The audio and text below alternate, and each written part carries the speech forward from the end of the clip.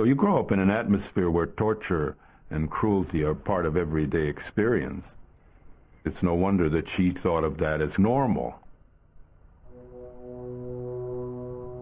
At the age of 15, Elizabeth was married to Francis Nadasdi, an equally powerful aristocrat who, during the war against the Turks, had earned a reputation as a savage and uncompromising warrior. Elizabeth was actually very happy in her marriage and adored her husband, who was a powerful mover in that society. She would bathe in his reflected prestige, and she could then operate in a duo with him. Theirs was one of the most powerful unions in the land, comprising huge estates throughout Hungary. With these estates came control of the surrounding villages, and from these, Elizabeth and Francis selected peasants to work as servants in their manor houses and their castles.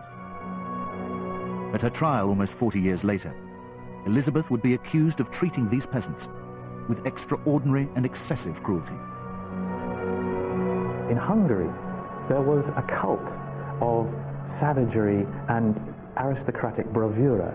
There was even a very strange quality which was called karorum in Hungarian, a kind of inventive use of cruelty which one was supposed to display to one's enemies but also to those beneath one. So it's quite likely that Elizabeth and her husband were very strict disciplinarians, to put it mildly. He also taught her a little trick which is called star kicking. Here's what you do. Take the servant girl, and you take little pieces of paper soaked in oil, and you put them between the toes of the girl. And then you set the little papers on fire, and she kicks, and she sees stars from the pain.